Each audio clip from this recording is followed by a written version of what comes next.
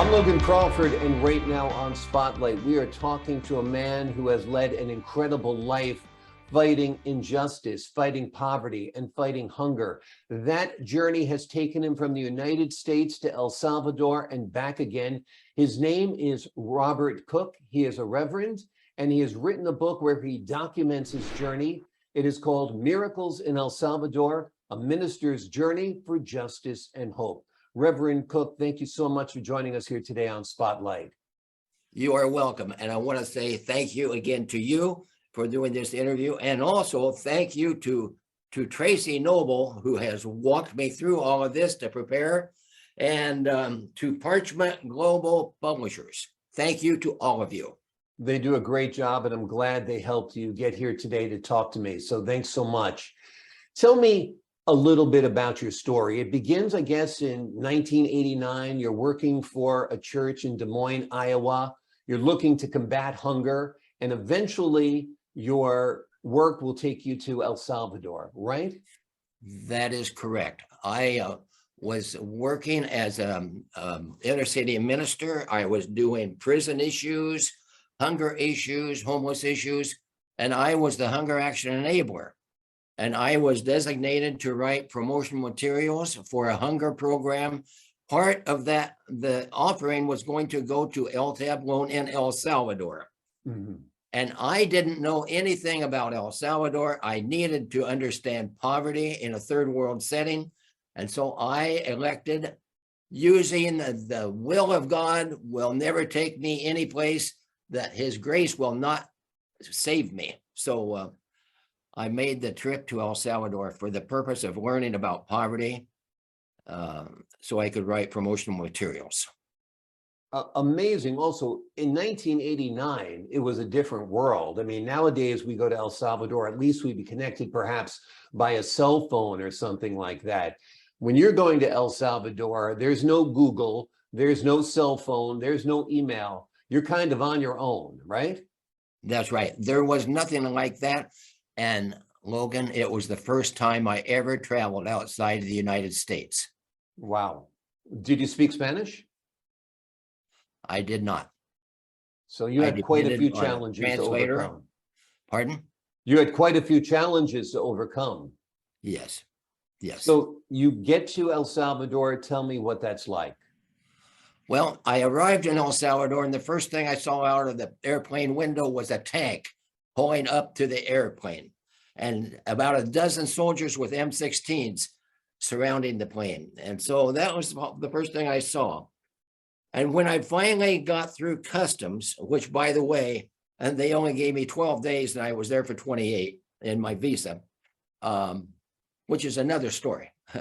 I found my transporter, Tony, in a red pickup, and he talked a mile a minute about violence in El Salvador and the commemoration of the 6 Jesuit professors at the University of Central America who were murdered a year earlier. This was the first anniversary coming up on the 16th of November that year.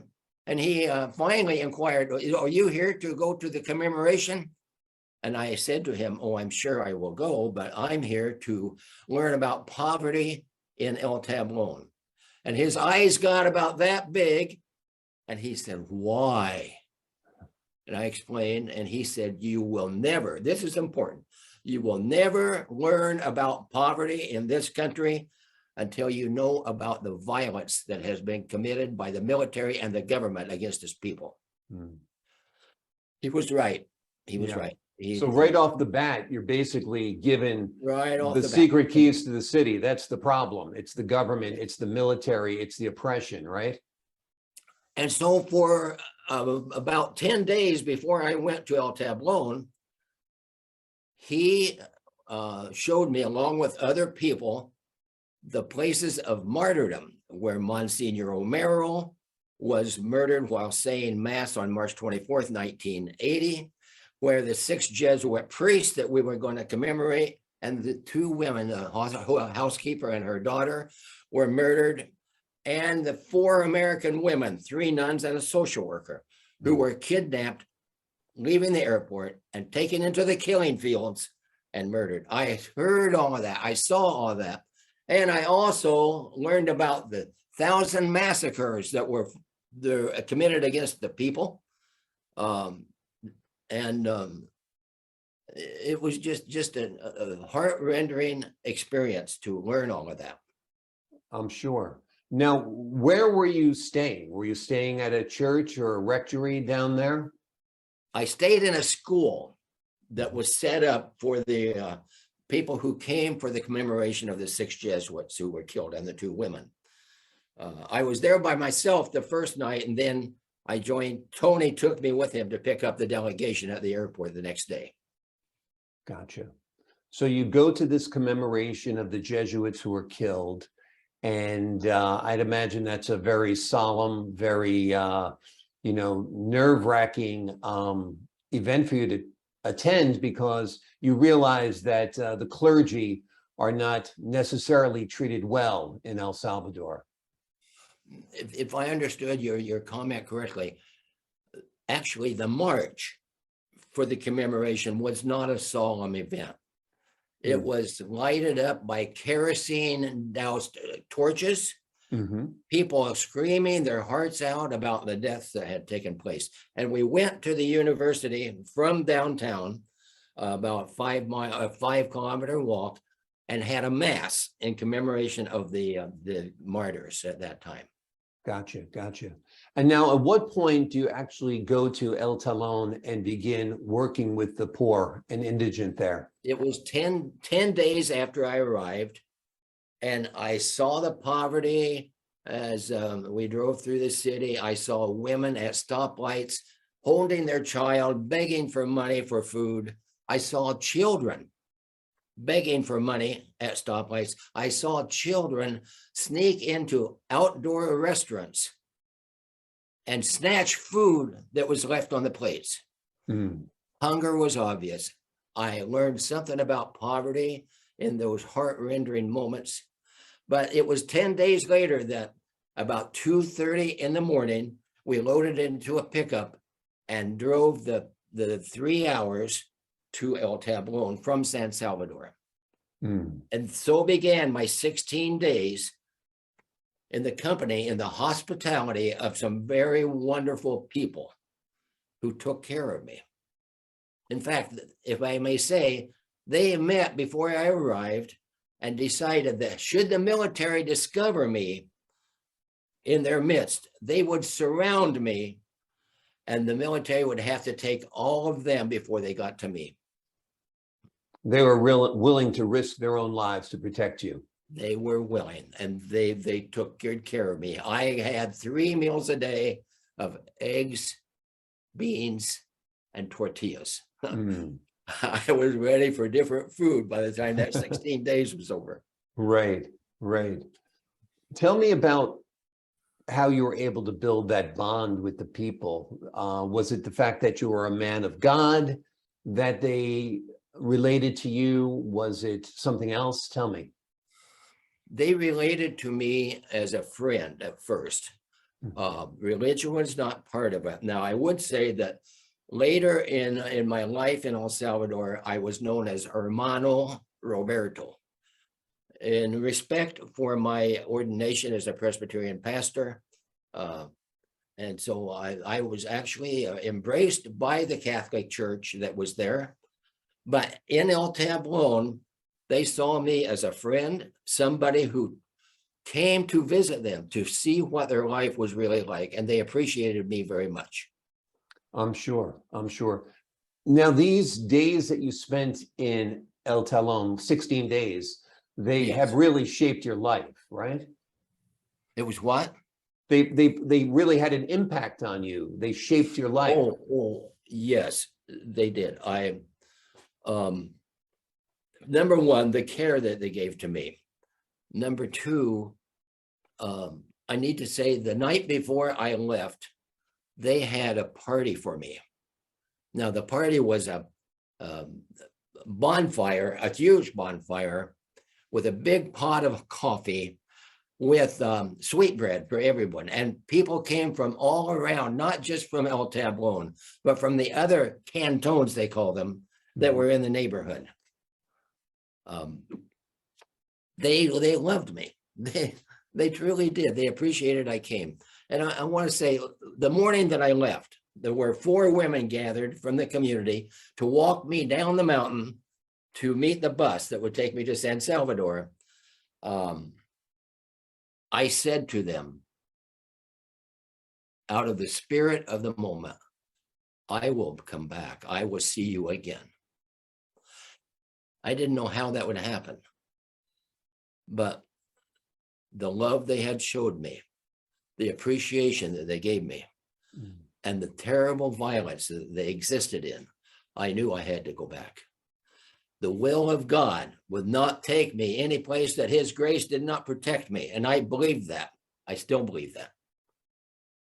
Amazing, amazing. And you wore that as a cloak. The love of God looking over you felt as protection to you as you work there in El Salvador. When did you eventually go back? I went back the next year.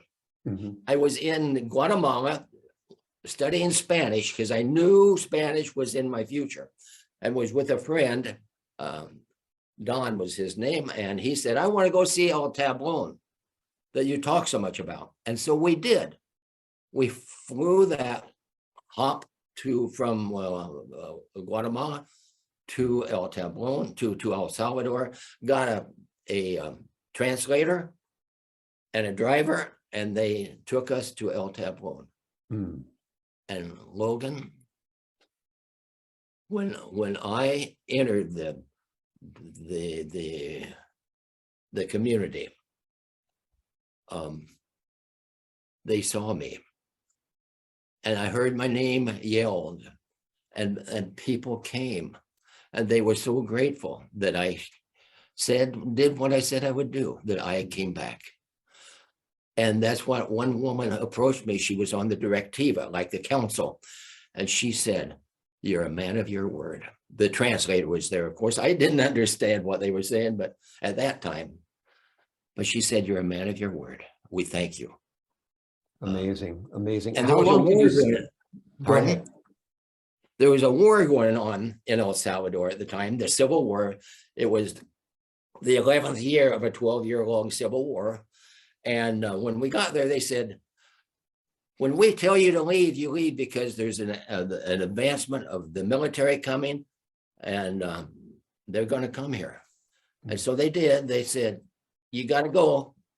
We were there about an hour. And so we ran down the valley where we had left the pickup. And when we got to the other side of the valley where we had stayed for the night, the woman said, get out of here. The military knows that you was at that stronghold. It was a FMLN stronghold for the military, the revolutionaries. And so we did. We got in the Jeep, collected our stuff, and driving down the road, there the military was. And they stopped us. They took our passports. They put 4 or 5 teenagers with M16s on us and disappeared. Now remember, we're talking about a country that they killed a Monsignor while saying mass. And the translator, after about a half hour, she started crying. She said, they're going to kill us. If they would kill the 6 Jesuit professors and 2 women and a Monsignor and 4 American women, we're small peanuts. I happen to have, because of a friend, a letter with a Senator Tom Harkins on his letterhead that said he knew me, which he did. I grew up in the town where he went to high school, and I dug that out and I said, please have them take this to him. And 5 minutes later, the sergeant or whoever he was came out of the bush, gave us their passports, and he said, I can't tell you what he said, but essentially he said, get out of here and don't ever come back. Right. Next time you might not be so lucky. Amazing. Fortunately, you had that letter. Pardon? Oh, I said, yeah. fortunately, you had that It was. letter. It was because of a friend who was worried about me going to El Salvador that he got it because he knew Tom well. And joining us right now on Spotlight is Doug Maben, who actually challenged the Reverend to write this book. Doug, it was some kind of better challenge. Tell me about that a little bit. Some kind of, I'm sorry, some kind of what? Some kind of challenge. You challenged the Reverend to write this book? Well, Bob is just an extraordinary human being. And over the years, we were colleagues in ministry. And over the years, during that time, our other members of the clergy always talked about what Jesus said, talked about what Jesus did. And it soon became clear to me that Reverend Cook did what Jesus said and did what Jesus did. And especially in this journey down to El Salvador, taking it on faith that that is what the Holy was calling him to do. And then having him send me parts of his journal, I just thought, somebody's got to hear about this. People have to hear this story about modern discipleship and accepting a faith journey and taking the risk of being faithful in a dangerous situation. Absolutely. So you were actually reading portions of his journal? Well, that's how it started. First, it started with a conversation between us in which Bob would tell me what he's been up to lately and where he went going down to El Salvador and what his experiences were. And so I heard that story over the years. We had been apart, in the country for a while. Hadn't really communicated much, but got back in touch as he began to tell me this story about the things he'd been doing. And I think I recall saying to him, "You are journaling this, aren't you?" And he said, "Yeah, he is." And then I think that's when the idea occurred to me that, we've got to let other people in on this story. We've got to let other people know about this modern walk with Jesus that he's doing in the midst of El Salvador and its poor. Absolutely. And Reverend, tell me a little bit about Doug's reaction and how that influenced you. I'm sorry, what was that? I was saying, tell me a little bit about Doug's reaction to your writings and your journal and how that influenced you. Well, I was getting a little hard of hearing. No, I just want to make sure my mic is on. It is. I was saying Doug was actually able to influence you, challenge you to actually write the book. Oh, yes. Yeah. In fact, it was because he said he would be my editor if I would write the book. And then he followed up by contacting me and saying, "You got anything to give me yet?" Doug takes my writing, which is true, and puts it to paper like it's music. It sings. With me, it's just narrative. So you guys essentially wrote the book man. together. Oh, yeah, very much so. It was a collaborative effort. Bob has many gifts as a minister that he's demonstrated over the years. One thing that God did not give Bob is a command of the written English language. So unfortunately, I'm an English major, or was an English major in college. And so it worked out well. He would send me, he had this written journal, he typed out the journal, and then he would send it to me. And I would be up in this little study in my home, reading this and rereading it. And till one evening I came downstairs to talk to my spouse, Jackie, and I said, "I think I need to get my glasses checked. I'm just not seeing very well." And she said, "Well, that's probably a good idea. While you're at it, why don't they have them check out your head for taking on your friend's book?" That's funny. Right. That's funny. Anyway, So how long did this take to write the book? Well, actually, it's a second book. This one is a much better book. The first one took 6 years. I don't know. It's called When the Sun Comes Up in the West. Some of the same material, but this one took about a year. Yeah, Great. that's true.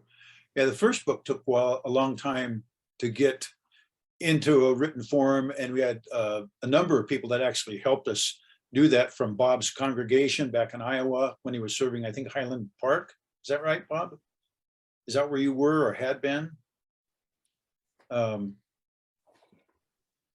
Anyway,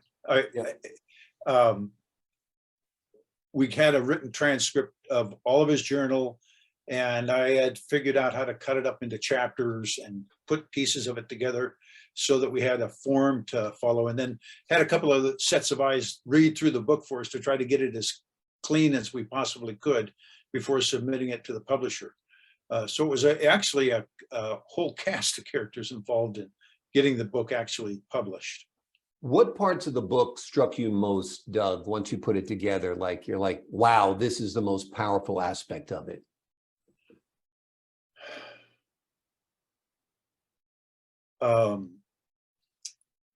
There are so many different incidences in which, when Bob going down to El Salvador, there's a story in there about he and a colleague, another minister, had come to visit. They took a Spanish class together, just ventured off into El Salvador from Guatemala, ended up face to face with military and their lives at risk. And, that was just a powerful incident in which, the hand of the holy reached in and kind of pulled them through that safely. And there's so many of those incidents that happened during the course of this whole journey on Bob's part that are just so heart-wrenching. Mhm. His dealings with the poor and how much they struggled, as well as how much generosity they showed him, a minister from the first world coming into their third world environment, and letting their hearts pour out to him, their generosity out of the mere nothing that they had. It just story after story about different individuals who affected his life, who directed him into new areas to help and serve. There's a story about Milagro and how much she helped him to become acclimated to that culture and not seem like a generous white man coming down and just doing handouts, and all those things that are just cultural things that you have to overcome. And each step of the way, some angel comes along and helps Bob through another situation that is just remarkable when you read the whole story. And the other. May I'm sorry. Sure. No, go ahead, Reverend. May I appreciate what Doug is saying very much. There's a story about a massacre that I would like to interject if I could. Good. Sure. Good. It's No, the Massacre of El Mazzotti. There were 1,000 massacres during the war in El Salvador. It was what they called taking the water away from the fish, because the military and the government thought that if they could just get rid of those people like I love so much in the countryside, they wouldn't have the support. The FMLN would not have the support of the people. They're just a bunch of drug runners anyway, they said. Well, the one massacre that is most on my mind is El Mazzotti. I don't know. I could not find this relic. I don't know if it will show. See that little bone in the palm of my hand? I do. That's the part of massacres that was never talked about. I was in El Mazzotti. This was, the massacre happened in 81, so this would have been in the early 90s. And there were two little girls that happened on to me. And they, of course, as always, children would say, "Dorme un colon," which was like a quarter in their currency at the time. And then they took me by the hand and took me to the monument of 227 children that were put into the house of the priest closed the doors and shot through the doors and the windows to kill those children. And then they burned it. Then they burned that. And then the girls wanted to make sure I saw that monument. Then they took me by the hand and took me down this road, the home still with the bullet holes around the corner. And that was where they took young women to kill them. And they began to dig in the excavation that had been done to find the bodies of all the people that had been killed. And finally they exclaimed, and they brought me that bone. The minds of little girls that wanted me to know that it's not just the adults that were killed or their children in the house, but unborn babies, unborn, were murdered in that massacre. Amazing. I can almost cry now thinking about what they did. Yeah. They were so aware of death, the violence in their country, and they wanted me to know that part. When you were there, you absolutely saw the worst of life and you saw the best of life, it seems. That's beautiful. That's beautiful. And I don't know if you want me to bring up one other topic. Absolutely. In the violence that happened, it was an accident, but I ran into a woman ran right in front of my car on February 14th, 2007, and I killed her. The police were called, of course, and when they arrived, they asked for my keys, and then they said, "You're under arrest. The woman you hit is dead." And I said, but it's not my fault.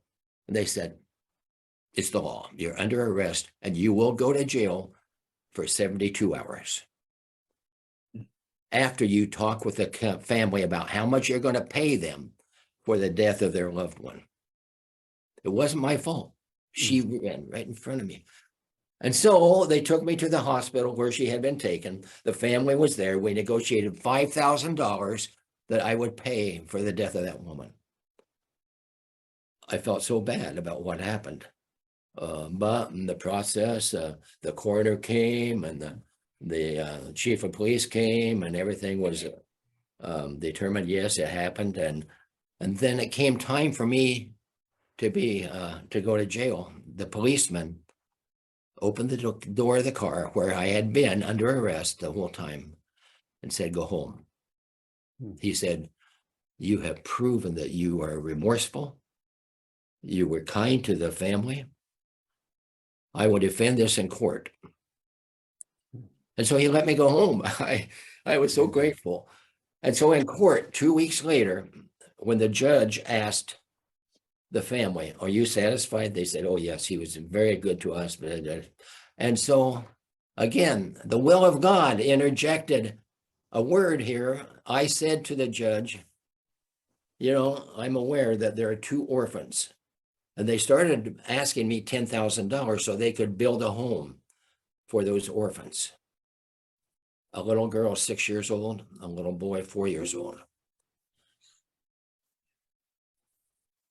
And I said, "Judge, we're going to build a house for those little girls, those children, because they live in an adobe hut with no water and no electricity." And we built a home. Yeah. The church helped me raise that money. We raised the money and built that home for those little. I was there two months ago, and the woman, I can't remember her name offhand. She was 6 years old at the time. She's now 26. She has a girl 6 years old. When she saw me come into the yard, she screamed my name and ran to me and hugged me, and then began to tell that little girl that was hers, 6 years old, that I was the one that built the house they live in. Wow. Well, it took a lot of people to do that. Yeah. It's an amazing Essentially, story. that's the Amazing. story. You really do find the best in people, Reverend. I mean, even the police officer in a country that's notorious for corrupt police officers, you find the one who you're actually able to touch his heart and he sets you free. It really does seem like a miracle. Yeah, Thank you. among so many. Doug, it must have been really nice for you, one, to build upon your friendship with the Reverend as you're writing this, two, listen to his stories and learn from them, and then put them down in writing. I'm much happier with the book we have now than the first book we did. Mhm. The first book was I mean, it was wonderful too, but it told the story, I think, from a kind of different point of view. So of just, it was focused mostly on the justice issue and the injustices and Bob's reason for taking this step of faith, and that was good. This book, I think, turned a corner for us in terms of the miracles that came about. We focused more on rewriting those old stories, focusing on the miracle of it, and then the additional information about starting the solar project for electrification in the cantons where people don't have electricity. It's more a hopeful approach to the same story with new information. I think that made it. And we had we had great help in writing this book. An old friend of ours invited us to come to Omaha, Dr. John Else, who's been a university professor in both Nebraska and Iowa. And first, Bob and I were going to meet together halfway.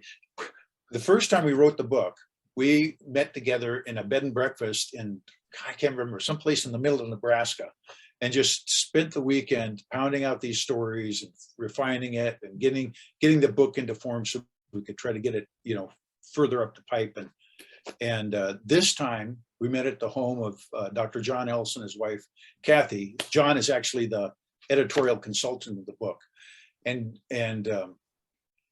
having his energy involved in that process of refining the book and his experience in other publications was really terrific. It really kind of put us over the top, helped us to clear up our thoughts about it and organize it in a way that finally got it to a publishable form that I think excels compared to the first book we did. Amazing. And it's been deeply rewarding, if not painful. Yeah, it's a lot to live through again, and writing is work. So I can understand on both levels. Now, Reverend Cook, you're still connected to El Salvador. You were just recently there. Yes, I am. I do what's known as a legacy of light. When I was in El Tablón that first time, it was so dark when they blew out the candles and locked the door. I was scared. And I thought to myself, if I ever have the opportunity, I will bring solar electricity to these people. Well, 26 years later, the priest, Father Candido, contacted me and asked if I would be willing to install solar electricity in the homes of the poor farm families on that mountainside. And I'm doing that. And part of the royalties of the book go to the cost of solar electricity for all that mountainside, not just El Tablón. So yes, I'm still involved. I still go there. As I mentioned, I was there 2 months ago. I will be going again in November or January when I have enough money. All you people out there, will donate. I need more money. Exactly. Let's sell more books. Yeah. Actually, Doug, have you One been more to... name I must mention Yes. is Roxana Lucia Marmol Acevedo. She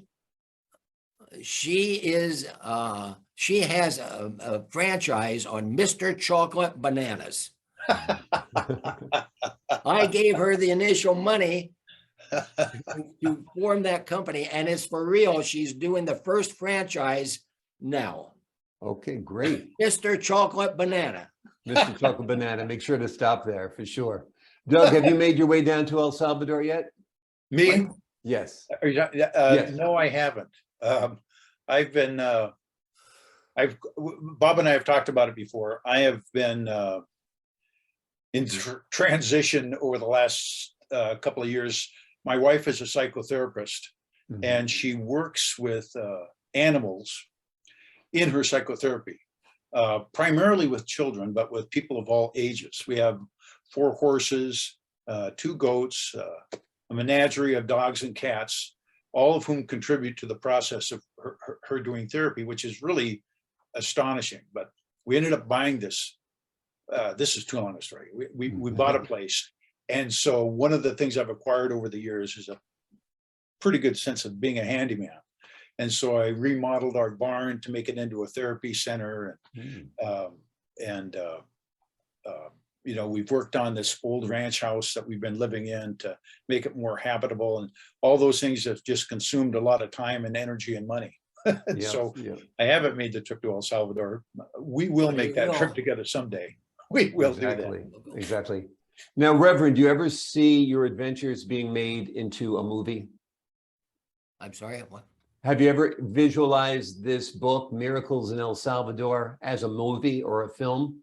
Oh my gosh, that would be amazing. Oh, I would love that to happen. Yes. Yeah, he wants Bob wants to be played by who is it? Kevin Costner. Kevin Costner, a young Kevin Costner. But Oh, do you? now I would rather it be Logan Crawford. There you go. There you go. Great. Okay. If you make the movie, I will absolutely sign up for the role. It'd be wonderful. Okay. You know, Okay. everybody wants to play a hero, Reverend, so I'd be happy to step up and play you without a doubt. Well, this has been a great conversation. The name of the book is called Miracles in El Salvador, A Minister's Journey for Justice and Hope. It is written, and there's the book right there. It is written by the Reverend Robert Cook and by Douglas Maben. He's got a copy as well. They both keep it handy at all times. You're going to want to get a copy of this book as well. 1, proceeds go to help out a good cause, the Reverend's work in El Salvador. But 2, it's a fantastic journey that will renew your faith in God as you learn about a region that you probably only know very scant knowledge about. The name of the book, Miracles in El Salvador, A Minister's Journey for Justice and Hope. It's available on Amazon. Make sure to get it. Reverend Cook, thank you so much for joining us here today on Spotlight. Thank you. It's My been a pleasure. Doug Maben, thank you for joining us as well. Our deepest thanks for your time and energy and exposing the book to a wider public. We really appreciate it. My pleasure. And to the viewers at home, I'm Logan Crawford, thanking you for your time this time. Until next time on Spotlight.